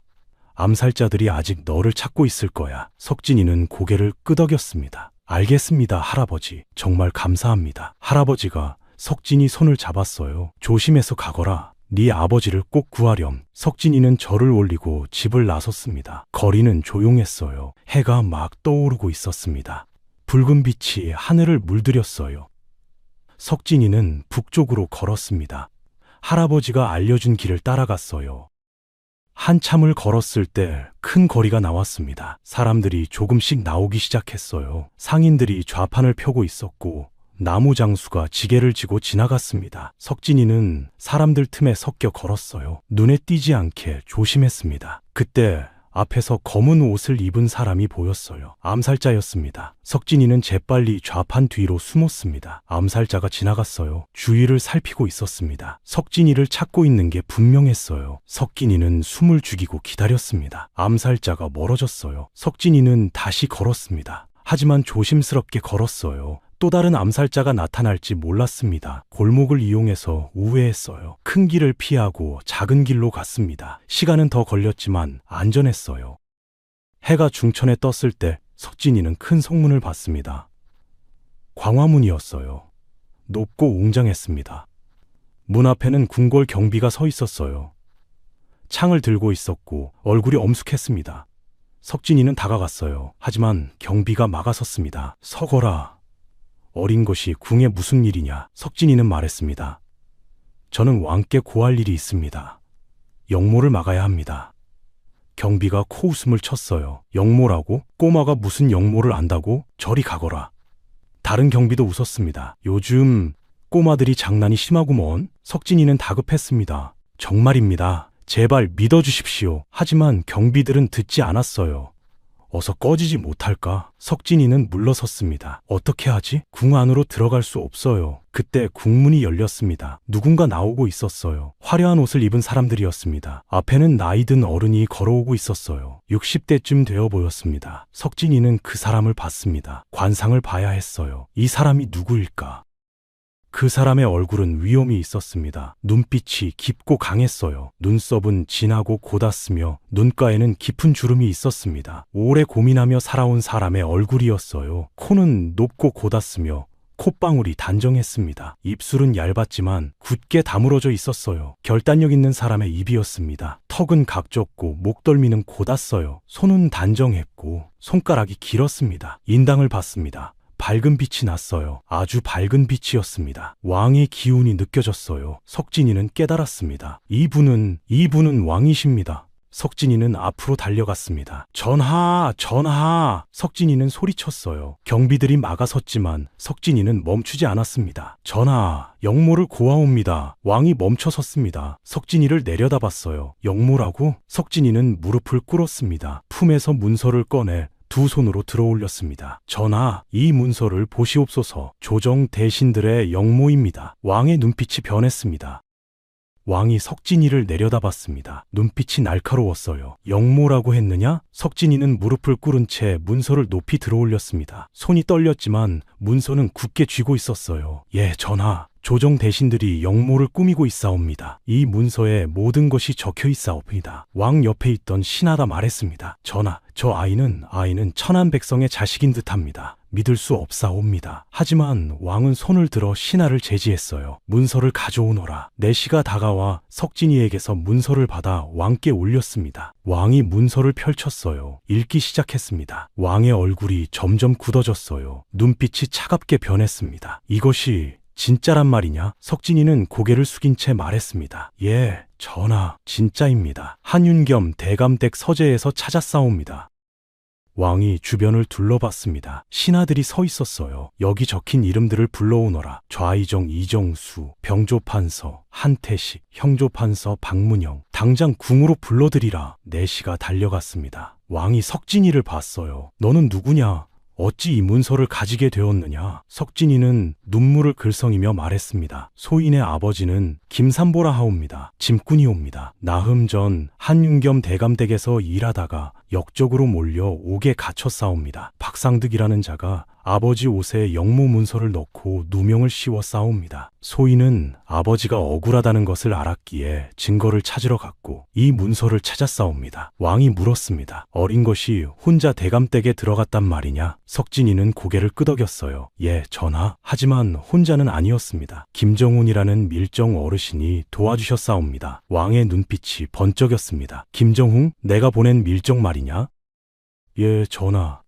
하지만 어젯밤 암살자들이 습격했고 김정훈 어르신은 소인을 도망시키려 홀로 싸우셨사옵니다. 지금 어찌 되셨는지 모르겠사옵니다. 왕이 신하에게 말했습니다. 김정훈을 찾아라. 살아있다면 데려오고 죽었다면 시신이라도 찾아오너라. 신하가 절을 올리고 달려갔어요. 왕이 다시 석진이를 봤습니다. 너는 참으로 용감한 아이로구나. 네 아버지를 위해 이렇게까지 하다니. 석진이는 눈물이 흘렀습니다. 전하, 소인의 아버지는 억울하옵니다. 평생 정직하게 살아오신 분이옵니다. 가난하지만 남에게 해를 끼친 적 없고 하루하루 품을 팔아 가족을 먹여 살리신 분이옵니다. 그런 아버지가 역적으로 몰려 옥에서 매를 맞고 계시옵니다. 제발 아버지를 구해주시옵소서. 석진이는 땅에 이마를 박으며 울었습니다. 어린 아이의 울음소리가 궁궐에 울려 퍼졌어요. 왕이 말했습니다. 네 아버지는 반드시 구하겠다. 하지만 먼저 이 영모를 막아야 한다. 네가 나를 도와주겠느냐? 석진이는 고개를 들었습니다. 눈물 범벅이 된 얼굴이었지만 눈빛은 또렷했어요. 예, 전하. 무엇이든 하겠사옵니다. 왕이 고개를 끄덕였습니다. 너는 관상을 본다고 했지? 석진이는 깜짝 놀랐어요. 어찌 아셨사옵니까? 왕이 미소 지었습니다. 네가 나를 보는 눈빛이 남달랐느니라. 보통 아이들은 왕을 보면 두려워 고개를 숙이는데 너는 나를 똑바로 봤지. 내 얼굴을 관찰하고 있었구나. 석진이는 고개를 숙였습니다. 죄송하옵니다, 전하. 왕이 말했습니다. 괜찮다. 오히려 그 능력이 필요하다. 곧 3명의 대신이 올 것이다. 너는 그들의 얼굴을 보고 누가 진짜 역적인지 가려내야 한다. 할 수 있겠느냐? 석진이는 고개를 들었습니다. 예, 저하, 할 수 있사옵니다. 1시즌쯤 지났을 때 3명의 대신이 도착했습니다. 첫 번째는 좌의정 이정수였어요. 70대의 노인이었습니다. 흰 수염이 길고 얼굴에는 주름이 가득했어요. 관복을 입고 있었고 걸음걸이가 느렸습니다. 두 번째는 병조판서 한태식이었어요. 60대의 사내였습니다. 체구가 크고 어깨가 넓었어요. 목소리가 우렁찬습니다. 세 번째는 형조판서 박문영이었어요. 50대의 사내였습니다. 날카로운 눈빛을 가지고 있었고 입술이 얇았어요. 3명 모두 왕 앞에 무릎을 꿇었습니다. 전하를 배웁니다. 왕이 말했습니다. 경들을 급히 부른 이유가 있다. 이 문서를 보아라. 왕이 문서를 던졌어요. 문서가 대신들 앞에 떨어졌습니다. 이정수가 문서를 집어들었어요. 읽기 시작했습니다. 얼굴이 하얗게 질렸어요. 전하, 이것이 무슨... 이정수의 목소리가 떨렸습니다. 왕이 말했습니다. 영모 문서다. 경들의 이름이 모두 적혀 있구나. 무슨 변명이 있느냐? 새 대신의 얼굴이 굳었어요. 한태식이 말했습니다. 전하, 이것은 누명이옵니다. 신은 영모 따위 꿈에도 생각한 적 없사옵니다. 박문영도 말했습니다. 신 역시 그러하옵니다. 누군가 우리를 모함하는 것이옵니다. 이정수도 말했습니다. 전하, 신은 평생 전하를 섬겨왔사옵니다. 어찌 영모를 꾸미겠사옵니까? 왕이 차갑게 말했습니다. 그렇다면 이 문서는 거짓이란 말이냐? 한태식이 말했습니다. 그러하옵니다. 누군가 조작한 것이옵니다. 왕이 석진이를 가리켰습니다. 저 아이가 한윤겸 대감댁에서 직접 찾아낸 문서다. 새 대신이 석진이를 쳐다봤어요. 눈빛이 날카로웠습니다.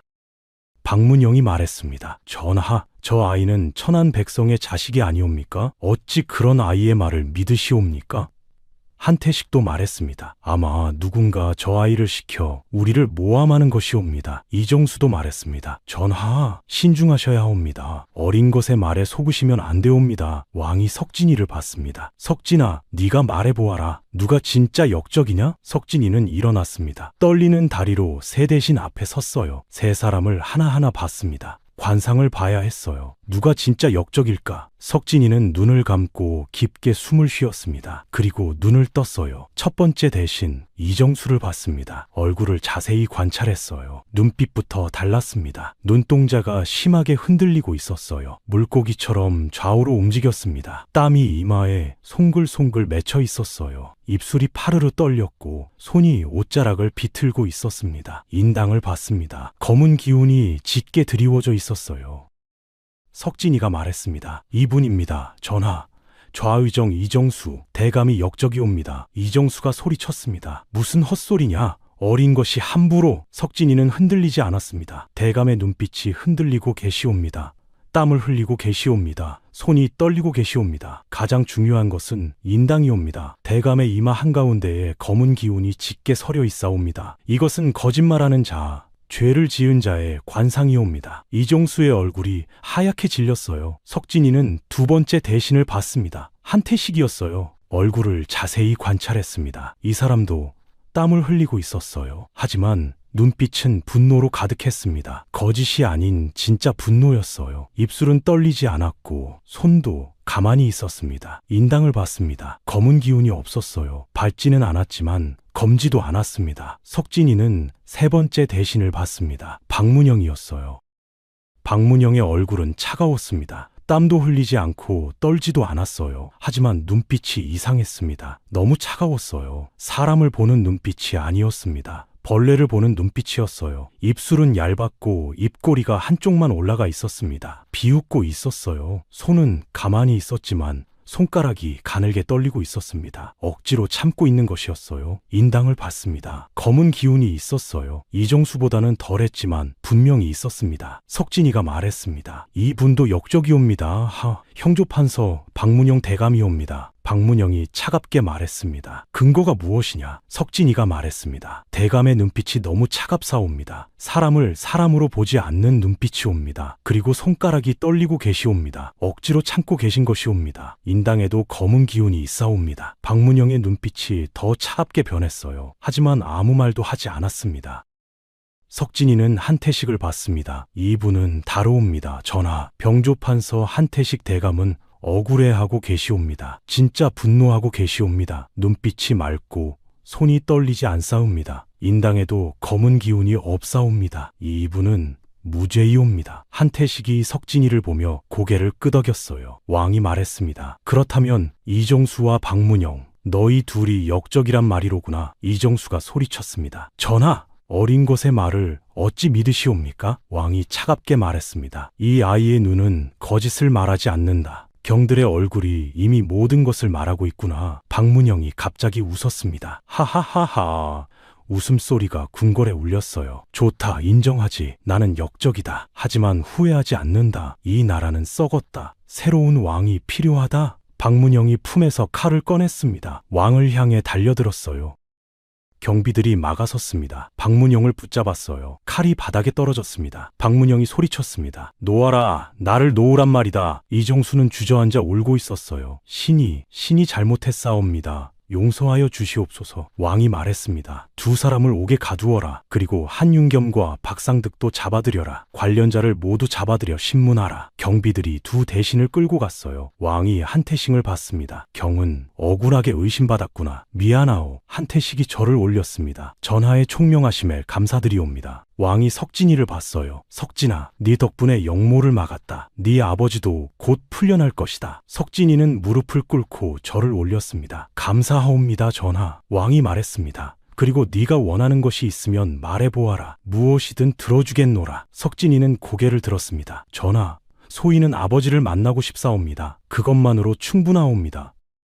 왕이 내시에게 명했습니다. 옥에 갇힌 김삼보를 데려오너라. 즉시 내시가 달려갔어요. 석진이는 가슴이 두근거렸습니다. 드디어 아버지를 만날 수 있어요. 드디어 아버지가 풀려나시는 거예요. 석진이는 눈물이 났습니다. 왕이 말했습니다. 석진아, 네가 보여준 용기와 지혜는 참으로 훌륭했다. 어린 나이에 홀로 싸우며 아버지를 구하고 나라까지 구했구나. 석진이는 고개를 숙였습니다. 소인은 그저 아버지를 구하고 싶었을 뿐이옵니다. 왕이 미소 지었어요. 그 효심이 이 모든 것을 이루어낸 것이니라. 한참 후 옥문이 열리고 사람들이 들어왔습니다. 포졸들이 한 사람을 부축하고 있었어요. 석진이는 그 사람을 봤습니다. 아버지였어요.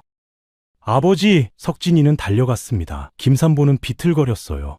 얼굴은 멍투성이었고 옷은 찢어져 있었습니다. 포승줄에 묶인 손목에는 피가 말라붙어 있었어요. 한쪽 눈은 완전히 부어 감겨 있었고 입술은 갈라져 피가 배어나왔습니다. 다리를 절고 있었어요. 곤장을 맞아 제대로 걷지 못하는 것이었습니다. 석진아, 석진이냐? 김삼보의 목소리는 휘어 있었어요. 힘이 하나도 없었습니다. 예, 아버지, 저애니요? 석진이는 아버지를 붙잡았습니다. 왕이 말했습니다. 포승줄을 풀어주어라. 포졸이 칼로 포승줄을 잘랐어요. 김삼보의 손목이 자유로워졌습니다. 손목에는 포승줄 자국이 깊게 패여 있었고 피가 배어나왔어요. 김삼보는 석진이를 보며 울었습니다. 석진아, 정말 네가 맞느냐? 내가 꿈을 꾸는 게 아니냐? 석진이는 아버지를 꼭 안았습니다. 아버지, 저예요. 진짜예요. 아버지는 이제 자유예요.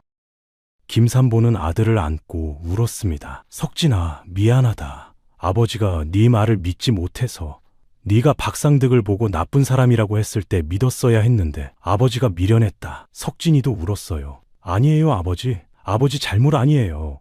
제가 증명했어요. 아버지가 무죄라는 걸, 박상득이 나쁜 사람이라는 걸. 김삼보는 아들을 떼어놓고 얼굴을 봤습니다. 석진이 얼굴은 야위어 있었고 옷은 누더기였어요. 발은 맨발이었고 상처투성이었습니다. 석진아, 네가 어떻게? 왕이 말했습니다. 네 아들은 참으로 훌륭하다. 홀로 한양에 와서 증거를 찾고 영모까지 막았느니라. 김삼보는 왕을 보고 깜짝 놀랐어요. 급히 무릎을 꿇으려 했지만 다리에 힘이 없어 쓰러졌습니다. 석진이가 아버지를 붙잡았어요. 전하, 소인이. 왕이 손을 들었습니다. 일어날 필요 없소. 그대는 억울하게 고초를 겪었소. 이제 모든 것이 밝혀졌으니 편히 쉬시오. 석진이는 아버지에게 모든 것을 말했습니다. 집을 떠나 한양에 온 것, 옥에 와서 아버지를 만난 것, 하인들을 만나 증언을 들은 것, 박상득에게 잡혀 죽을 뻔한 것, 김정훈 어르신을 만난 것, 대감댁에 침입해서 증거를 찾은 것, 암살자들에게 쫓긴 것, 할아버지의 도움을 받은 것, 궁에 와서 왕께 고한 것, 관상으로 역적을 가려낸 것, 모든 것을 말했어요. 김삼보는 눈물을 흘리며 들었습니다. 석진아, 네가 혼자 그 모든 것을. 어린 것이 얼마나 무서웠을까? 얼마나 힘들었을까? 석진이는 고개를 저었습니다. 무섭지 않았어요, 아버지. 아버지를 구할 수 있다는 생각만 했어요. 아버지가 억울하게 죽으시면 안 된다고 생각했어요. 김삼보는 아들을 꼭 안았습니다. 우리 석진이 너무 일찍 철이 들었구나. 아버지가 미안하다. 그때 밖에서 소리가 들렸습니다. 궁궐 문이 열리고 경비들이 누군가를 끌고 들어왔어요. 박상득이었습니다. 손에 포승줄이 묶여 있었고 얼굴은 땀범벅이었어요. 놓아라. 나를 놓으란 말이다. 내가 누군지 아느냐? 박상득이 소리쳤지만 경비들은 들은 척도 하지 않았습니다. 왕 앞에 무릎을 꿇게 했어요. 박상득은 왕을 보고 얼굴이 하얗게 질렸습니다. 전하, 소인이. 왕이 차갑게 말했습니다. 내 놈이 박상득이냐? 김삼보에게 누명을 씌운 자. 예. 박상득의 목소리가 떨렸습니다. 석진이는 박상득을 봤어요. 얼굴을 다시 관찰했습니다. 인당의 검은 기운이 더 짙어져 있었어요. 마치 먹구름이 폭풍우가 되려는 것처럼 어둡고 무거웠습니다. 눈빛은 공포로 가득했고 온몸이 떨리고 있었어요. 왕이 말했습니다. 모든 것을 자백하라. 거짓말하면 목숨이 없을 것이다. 박상득은 떨리는 목소리로 말했습니다. 소인이 김삼보의 옷에 영모 문서를 넣었사옵니다. 그리고 역적으로 고발했사옵니다. 왕이 물었습니다. 왜 그랬느냐? 박상득이 말했습니다. 이정수 대감과 박문영 대감의 명을 받았사옵니다. 그들이 영모를 꾸미고 있었고 한윤겸 대감도 연루되어 있었사옵니다. 소인은 그저 명을 따랐을 뿐이옵니다. 왕이 말했습니다. 그래서 무고한 사람에게 누명을 씌웠단 말이냐? 박상득은 고개를 숙였습니다. 김삼보가 일하러 왔을 때 마침 그 아이가 소인의 관상을 보고 나쁜 사람이라고 했사옵니다. 소인은 두려웠사옵니다. 그래서 김삼보를 제거하려 했사옵니다. 석진이는 주먹을 쥐었습니다. 역시 박상득이 모든 것을 꾸민 거였어요. 왕이 말했습니다. 내 놈의 죄는 무겁다. 무고한 사람을 역적으로 몰았고 어린 아이를 죽이려 했구나. 박상득을 옥에 가두어라. 형조에서 엄히 다스릴 것이다. 경비들이 박상득을 끌고 갔습니다. 박상득은 울부짖었어요. 용서하여 주시옵소서. 소인이 잘못했사옵니다. 하지만 아무도 듣지 않았습니다. 박상득은 옥으로 끌려갔어요. 왕이 말했습니다. 한윤겸도 잡아들였느냐? 신하가 대답했습니다. 예, 전하. 한윤겸 대감도 체포하여 옥에 가두었사옵니다. 왕이 고개를 끄덕였습니다. 이제 모든 것이 밝혀졌구나. 김삼보는 완전히 무죄다. 즉시 풀어주고 보상하라. 신하가 절을 올렸습니다. 왕이 김삼보를 봤어요. 그대는 억울하게 고초를 겪었소. 나라가 미안하오. 보상으로 은자 100냥을 하사하겠소. 그리고 집도 한 채 내리겠소. 더 이상 빈민촌에서 살 필요 없소. 김삼보는 땅에 엎드려 절을 올렸습니다. 황송하옵니다. 전하, 은혜에 감사드리옵니다. 석진이도 함께 절을 올렸어요. 왕이 석진이를 봤습니다. 석진아, 너는 이 나라의 은인이다. 네가 원하는 것이 무엇이든 말해보아라. 석진이는 고개를 들었습니다. 전하, 소인은 김정훈 어르신이 무사하신지 알고 싶사옵니다. 그분이 아니었다면 소인은 증거를 찾지 못했을 것이옵니다. 왕이 고개를 끄덕였습니다. 그때 밖에서 소리가 들렸어요. 국문이 열리고 사람들이 들어왔습니다. 김정훈이었어요. 몸에 붕대를 감고 있었고 팔을 다쳤지만 살아있었습니다. 석진이는 기뻐서 소리쳤어요. 김정훈이 미소 지었습니다. 석진아, 무사했구나. 잘했어. 왕이 말했습니다. 김정훈, 내 공도 크다. 암살자들과 싸우며 석진이를 지켜주었구나. 김정훈이 절을 올렸습니다. 소인의 도리를 다했을 뿐이옵니다. 왕이 말했습니다. 너희 둘 덕분에 영모를 막았다. 나라가 감사하노라. 왕이 석진이에게 다시 물었습니다. 석진아, 네가 정말 원하는 것이 무엇이냐? 관직을 주어도 되고 땅을 주어도 되고 금은보화를 주어도 된다. 석진이는 잠시 생각했습니다. 전하, 소인은 그저 아버지와 어머니와 함께 평범하게 살고 싶사옵니다. 더 이상 굶지 않고 추위에 떨지 않고 가족이 함께 웃으며 밥 먹을 수 있으면 그것으로 충분하옵니다. 왕은 석진이를 보며 눈시울이 붉어졌어요. 그래, 그것이 가장 소중한 것이니라. 좋다. 그대 가족에게 좋은 집과 논밭을 하사하겠다. 평생 편히 살 수 있도록. 그리고 석진아, 네가 잘하면 나를 다시 찾아오너라. 나라에 쓸모있는 인재가 되어라. 석진이는 눈물을 흘리며 절을 올렸습니다. 황송하옵니다. 전하. 왕이 말했습니다. 이제 집으로 돌아가거라. 어미가 기다리고 있을 것이다. 석진이는 아버지를 부축하고 일어났어요. 김삼보는 다리를 절며 걸었지만 얼굴에는 웃음이 있었습니다. 석진아, 집에 가자. 어미가 얼마나 걱정하고 계실까. 두 사람은 궁을 나섰습니다. 햇살이 따뜻했어요. 하늘은 맑고 푸르렀습니다. 석진이는 아버지 손을 잡고 걸었어요. 아버지 손은 거칠고 상처투성이었지만 따뜻했습니다. 살아계신 아버지의 손이었어요. 두 사람은 천천히 걸었습니다. 서두를 필요가 없었어요. 이제 모든 것이 끝났습니다. 아버지는 무죄이고 영모는 막혔고 가족은 다시 함께할 수 있게 되었습니다. 석진이는 고개를 들어 하늘을 봤어요. 구름 한 점 없이 맑았습니다. 석진이는 웃었습니다. 드디어 웃을 수 있었어요. 집으로 가는 길은 멀었습니다. 하지만 석진이는 힘들지 않았어요. 아버지가 옆에 계셨으니까요. 김삼보는 다리를 절며 천천히 걸었습니다. 석진이가 아버지를 부축했어요. 왕이 보내준 가마가 있었지만 김삼보는 거절했습니다. 석진아, 아버지는 걸어서 가고 싶구나. 네 손을 잡고 걸어서 집에 가고 싶어. 석진이는 고개를 끄덕였습니다. 예, 아버지, 천천히 가요. 두 사람은 한양 거리를 지나 남대문을 나섰어요. 저 멀리 빈민촌이 보였습니다. 초가집들이 다닥다닥 붙어있는 곳이었어요. 석진이가 태어나고 자란 곳이었습니다. 마을 사람들이 석진이를 괴물이라 불렀던 곳이었지만 그래도 집이 있는 곳이었어요. 어머니가 기다리는 곳이었습니다. 석진이는 발걸음을 재촉했어요. 아버지도 힘을 내서 걸었습니다. 마을 입구에 도착했을 때 사람들이 모여 있었습니다. 소문이 이미 퍼진 것 같았어요. 김삼보가 무죄로 풀려났다는 소문, 석진이가 왕 앞에서 영모를 막았다는 소문. 사람들은 석진이와 김삼보를 보며 수군거렸습니다. 하지만 이번에는 달랐어요. 돌멩이를 던지지도 않았고 침을 뱉지도 않았습니다. 오히려 길을 비켜주었어요. 어떤 아낙네는 고개를 숙이며 말했습니다. 미안했네, 석진아. 우리가 너를 오해했어. 어떤 할아버지는 말했습니다. 네가 나라를 구했다며? 대단한 아이로구나. 석진이는 아무 말도 하지 않았습니다. 그저 아버지 손을 꼭 잡고 걸었어요. 집으로 가는 길, 사람들은 길 양옆에 서서 두 사람을 바라봤습니다. 존경하는 눈빛이었어요. 석진이는 이상한 기분이었습니다. 며칠 전만 해도 괴물이라 불렀던 사람들이 이제는 영웅이라 부르고 있었어요. 집 앞에 도착했을 때 어머니가 대문 밖에 서 있었습니다. 박 씨는 석진이와 김삼보를 보자마자 달려왔어요. 여보, 석진아. 박 씨는 두 사람을 껴안고 울었습니다. 살아 돌아왔구나. 정말 살아 돌아왔구나. 김삼보도 아내를 안고 울었어요. 여보, 미안하오. 걱정 많이 끼쳤어. 박 씨는 고개를 저었습니다. 살아 돌아오셨으니 그것으로 충분해요. 석진이도 무사하고. 세 사람은 집 안으로 들어갔어요. 좁고 허름한 집이었지만 따뜻했습니다. 가족이 함께 있는 곳이었으니까요. 박 씨는 부엌으로 달려가 밥을 지었습니다. 왕이 하사한 쌀이 이미 도착해 있었어요. 하얀 쌀밥이었습니다. 박 씨는 된장찌개도 끓이고 김치도 꺼냈어요. 석 달 만에 처음으로 제대로 된 밥상이었습니다. 가족은 둘러앉아 밥을 먹었어요. 아무 말도 하지 않았지만 행복했습니다. 밥을 먹으며 석진이는 부모님을 봤어요. 아버지는 멍이 들어 있었지만 웃고 계셨고 어머니는 눈물을 흘리며 밥을 먹고 계셨습니다. 석진이는 이 순간이 영원했으면 좋겠다고 생각했어요.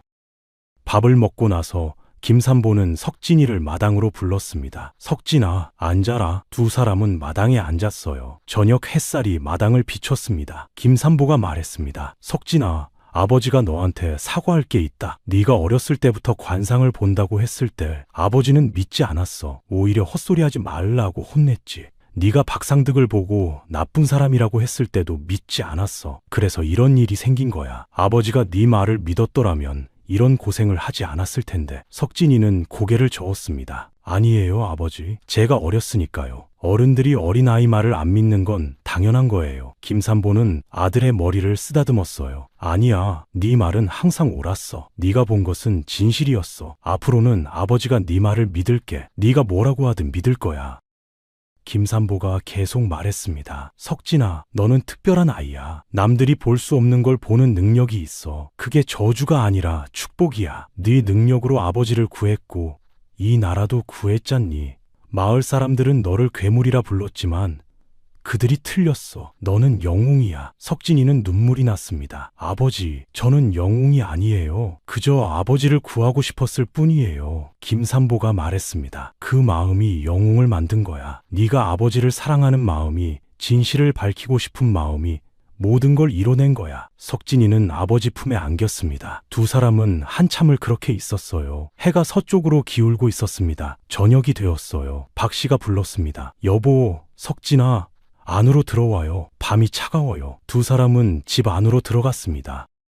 며칠 후 왕이 약속한 집이 준비되었습니다. 빈민촌이 아닌 마을 중심에 있는 기와집이었어요. 방이 3개나 있었고 마당도 넓었습니다. 우물도 있었고 부엌도 컸어요. 석진이네 가족은 새 집으로 이사했습니다. 마을 사람들이 도와주었어요. 짐을 날라주고 청소도 도와주었습니다. 예전에 석진이를 괴물이라 부르던 사람들이었지만 이제는 달랐어요. 미안한 마음에 더 열심히 도와주었습니다. 이사가 끝나고 마을 사람들이 떠났을 때 석진이는 새 집을 둘러봤어요. 깨끗하고 따뜻한 집이었습니다. 더 이상 빗물이 새지 않았고 바람이 들어오지 않았어요. 석진이는 자기 방에 앉아 창밖을 봤습니다. 넓은 마당이 보였고 꽃나무가 한 그루 있었어요. 석진이는 웃었습니다. 정말 꿈만 같았어요. 일주일 전만 해도 굶주리고 떨며 살았는데 이제는 따뜻한 집에서 배불리 먹고 살 수 있게 되었습니다.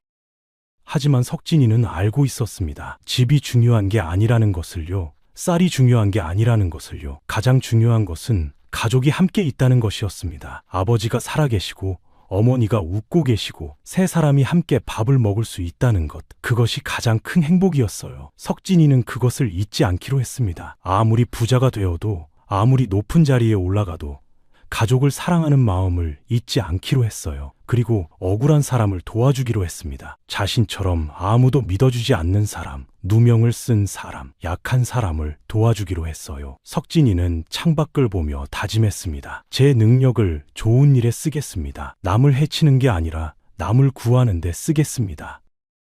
한 달이 지났습니다. 봄이 깊어지고 꽃이 피었어요. 석진이는 아버지를 따라 시장에 갔습니다. 김삼보는 더 이상 짐꾼이 아니었어요. 왕이 하사한 논밭이 있었고 그곳에서 농사를 지었습니다. 충분히 먹고 살 수 있었어요. 하지만 김삼보는 가끔 시장에 나와 옛 친구들을 만났습니다. 짐꾼 할아버지들이었어요. 석진이도 함께 갔습니다. 할아버지들은 석진이를 보며 말했습니다. 석진아, 네가 왕 앞에서 역적을 가려냈다며? 대단하구나. 석진이는 고개를 숙이며 말했습니다. 할아버지들 덕분이에요. 할아버지께서 그날 하인들이 저자거리에 온다고 알려주셨잖아요. 그래서 증인을 찾을 수 있었어요. 늙은 짐꾼이 웃었습니다. 허허, 겸손하기까지 하구나. 좋은 아이야. 석진이는 시장을 걸으며 사람들을 봤어요. 관상이 여전히 보였습니다. 착한 사람, 나쁜 사람, 정직한 사람, 거짓말하는 사람 모두 보였어요. 하지만 이제는 함부로 말하지 않았습니다. 꼭 필요할 때만 말하기로 했어요. 어느 날 마을에 사건이 생겼습니다. 한 아낙네가 도둑질을 했다는 누명을 썼어요. 집주인이 은가락지를 잃어버렸는데 그 아낙네가 훔쳤다고 했습니다. 아낙네는 억울하다고 울부짖었지만 아무도 믿지 않았어요. 마을 사람들이 석진이를 찾아왔습니다. 석진아, 네가 좀 봐줄 수 있겠니? 네가 관상을 보면 누가 진짜 도둑인지 알 수 있잖니? 석진이는 망설였습니다. 하지만 억울한 사람을 보니 그냥 지나칠 수 없었어요. 석지인은 집주인과 안악내를 봤습니다. 관상을 봤어요. 집주인의 눈빛이 흔들렸고 손이 떨렸습니다. 인당에 희미한 검은 기운이 있었어요. 반면 안악내의 눈빛은 맑았고 떨리지 않았습니다. 억울해하는 눈빛이었지만 거짓이 아니었어요. 석진이는 말했습니다. 안악내는 무죄입니다. 진짜 도둑은 다른 사람입니다. 사람들이 수군거렸습니다. 석진이 말이라면 믿을 수 있지 않겠나? 집주인은 얼굴이 하얗게 질렸어요. 결국 자백했습니다. 은가락지를 잃어버린 게 아니라 팔아버렸는데 그걸 숨기려고 거짓말한 것이었어요. 안악내는 풀려났고 석진이에게 감사했습니다. 그 일이 있고 나서 석진이는 마을에서 존경받는 아이가 되었습니다. 사람들은 석진이를 괴물이 아니라 은인이라 불렀어요. 어려운 일이 있으면 석진이를 찾았습니다. 석진이는 자신의 능력으로 사람들을 도왔어요. 억울한 사람을 구하고 진실을 밝히고 거짓을 가려냈습니다. 마을은 평화로워졌어요. 석진이 덕분이었습니다. 하지만 석진이는 자만하지 않았습니다. 자신은 그저 보이는 것을 말할 뿐이라고 생각했어요. 진짜 영웅은 진실을 지키려는 마음, 억울한 사람을 돕고 싶은 마음이라고 생각했습니다. 그 마음이 있다면 누구나 영웅이 될 수 있다고 믿었어요. 석진이는 자라면서 그 마음을 잊지 않았습니다. 왕이 말한 것처럼 나라에 쓸모 있는 사람이 되었어요. 관상으로 사람을 가려내고 진실을 밝히는 관리가 되었습니다. 세월이 흘렀습니다. 석진이는 어른이 되었고 가정을 꾸렸어요. 아버지 김삼보는 늙었지만 건강했고 어머니 박씨는 손자들을 안고 웃었습니다. 석진이는 가끔 옛날을 떠올렸어요. 12살 때 맨발로 한양까지 걸어갔던 그 봄날을요. 암살자들에게 쫓기며 골목을 달렸던 그 밤을요. 왕 앞에서 떨리는 목소리로 역적을 가려냈던 그 순간을요. 그리고 아버지를 만났을 때의 그 눈물을요. 석진이는 그 모든 순간이 자신을 만들었다고 생각했습니다. 힘들었지만 후회하지 않았어요. 그 일이 있었기에 지금의 자신이 있었으니까요. 석진이는 자신의 아이들에게도 말했습니다. 너희들도 특별한 능력이 있을 거야. 어떤 능력이든 좋아. 그 능력을 남을 해치는 데가 아니라 남을 돕는 데 쓰렴. 그것이 진짜 영웅이 되는 길이란다. 아이들은 고개를 끄덕이며 들었어요. 석진이는 창밖을 바라봤습니다. 봄날의 햇살이 따뜻했어요. 마당의 꽃나무에 꽃이 피어 있었습니다. 아름다웠어요. 석진이는 생각했습니다. 사람도 꽃처럼 피어나야 한다고요. 누군가는 일찍 피고 누군가는 늦게 피지만 모두 자기 때가 있다고요. 자신은 12살에 피었지만 그 전까지는 괴물이라 불리며 추위에 떨었어요. 하지만 포기하지 않았고 진실을 믿었고 가족을 사랑했습니다. 그래서 꽃을 피울 수 있었어요. 누구든 포기하지 않는다면, 진실을 지킨다면, 사랑하는 마음을 잃지 않는다면 언젠가는 꽃을 피울 수 있습니다. 석진이는 그것을 믿었어요. 그리고 그 믿음으로 살아갔습니다. 관상을 보는 천재 아이는 이제 사람의 마음을 보는 어른이 되었습니다. 얼굴에 드러나는 진실뿐만 아니라 마음속 깊은 곳의 진실까지 볼 수 있게 되었어요. 그리고 그 진실을 지키며 살았습니다. 석진이의 이야기는 이렇게 끝이 납니다. 하지만 그가 남긴 교훈은 영원히 남았습니다. 진실은 반드시 밝혀진다는 것, 사랑은 모든 것을 이긴다는 것, 그리고 누구나 영웅이 될 수 있다는 것. 여러분, 이 이야기가 마음에 드셨다면 구독과 좋아요 부탁드립니다. 그리고 알림 설정까지 해주시면 새로운 이야기를 가장 먼저 만나보실 수 있습니다. 다음에는 어떤 감동적인 이야기로 찾아뵐까요? 여러분의 의견을 댓글로 남겨주세요. 오늘도 건강하시고 행복하세요. 감사합니다.